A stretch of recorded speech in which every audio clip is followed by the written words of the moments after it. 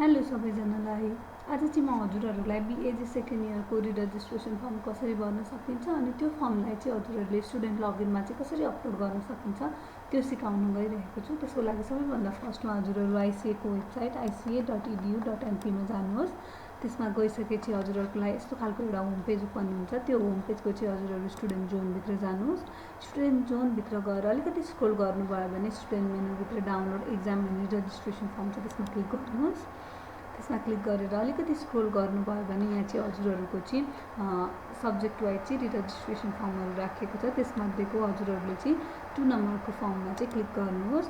हजुरहरूले चाहिँ यसमा क्लिक गर्ने बित्तिकै चाहिँ यो फर्म चाहिँ डाउनलोड हुन्छ। हजुरहरूले चाहिँ त्यो डाउनलोड भएको फर्मलाई चाहिँ ओपन गर्नुहोस्।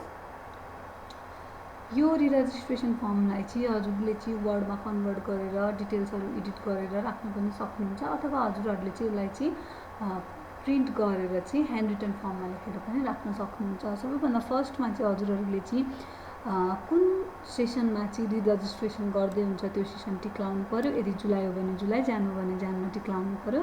त्यसपछि सेसनको नम्बर लेख्नु पर्यो। यदि जुलाई 2023 हो भने 23 लेख्नु पर्यो। युनिभर्सिटीले प्रोभाइड गरेको 9 डिजिटको इनरोलमेन्ट नम्बर 1 नम्बरमा लेख्नु पर्यो। त्यसपछि हजुरको प्रोग्राम कोड चाहिँ बिएजी हुन्छ।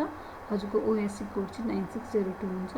आफ्नो नाम चाहिँ क्यापिटल लेटरमा लेखिदिन पर्यो अनि आफूले एडमिसन गर्दाखेरि प्रोभाइड गरेको एड्रेस चाहिँ यहाँ लेखिदिन पर्यो। डिटेल्स अफ फ्री रेमिटेन्स भन्ने अप्सनमा हजुरले केही पनि गर्न पर्दैन। अनि डिटेल्स अफ कोर्सेसमा चाहिँ हजुरले यहाँ जुन लेख्नुभएको छ यो सेसनमा त्यो चाहिँ यहाँ सेम रिपिट गरिदिनु पर्यो।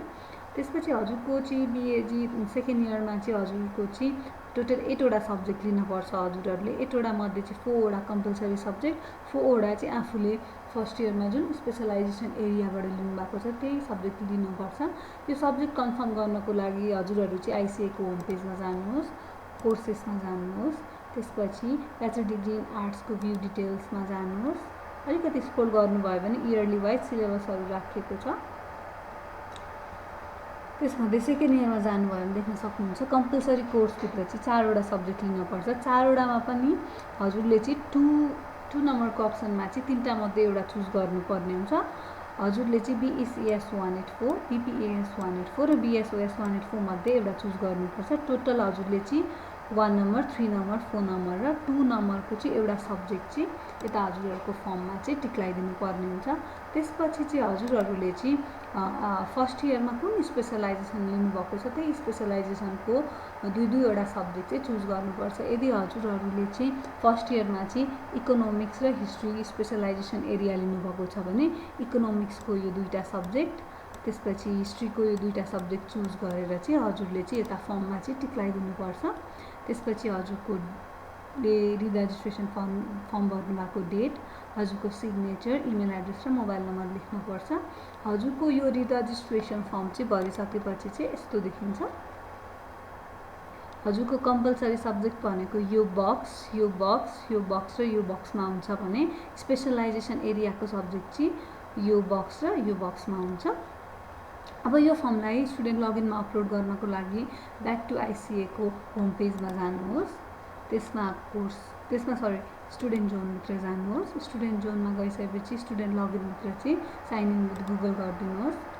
त्यसमा आफूले प्रोभाइड गरेको इमेल एड्रेसमा क्लिक गर्नुहोस्। अर्को एउटा पेज खुल्छ। त्यो पेजमा चाहिँ स्क्रोल गर्नुभयो भने लेफ्ट साइडपट्टि एक्सटर्नल लिङ्कभित्र अपलोड रिरजिस्ट्रेसन फर्म हुन्छ। अघि भर्नुभएको रिरजिस्ट्रेसन फर्मलाई चाहिँ हजुरहरूले आइदर पिडिएफ अर वर्ड डकुमेन्टमा चाहिँ बनाएर राख्नुपर्ने हुन्छ। त्यो फाइललाई चाहिँ यहाँ चुज गरिदिनुहोस्। त्यसपछि हजुरले रिरजिस्ट्रेसन गर्नुभएको सेसनमा टिक्लाइदिनुहोस्। अनि हजुरको पेमेन्ट मेथडमा चाहिँ यहाँ 3टा पेमेन्ट अप्सन छ। यो 3टा मध्ये हजुरलाई जुन सजिलो लाग्छ पेमेन्ट मेथड त्योबाट चाहिँ पेमेन्ट गरेर चाहिँ फर्म सबमिट गर्न सक्नुहुन्छ। यो भिडियोमा चाहिँ म हजुरहरूलाई ब्याङ्क भाउचरबाट कसरी पेमेन्ट गर्न सकिन्छ त्यो सिकाउँछु। हजुरले ब्याङ्कमा डिपोजिट गर्नुभएको स्लिप चाहिँ आइदर पिडिएफ अर जेपिइजीमा चाहिँ हजुरले चाहिँ कन्भर्ट गरेर राख्नुपर्ने हुन्छ। त्यो फाइललाई चाहिँ यहाँ चुज गरिदिनुहोस्। त्यसपछि हजुरले कुन ब्याङ्कमा डिपोजिट गर्नुभएको छ ब्याङ्कको नाम लेखिदिनुहोस्। कति अमाउन्ट गर्दै हुन्छ अमाउन्ट लेखिदिनुहोस्। त्यसपछि कुन डेटमा चाहिँ हजुरले चाहिँ यो पेमेन्ट गर्नुभयो, डिपोजिट स्लिप गर्नुभयो त्यो लेखेर चाहिँ फर्म सबमिट गरिदिनुहोस्। हजुरको फर्म सबमिट भयो भने चाहिँ यो reregistration form has been successfully submitted भनेर भन्छ।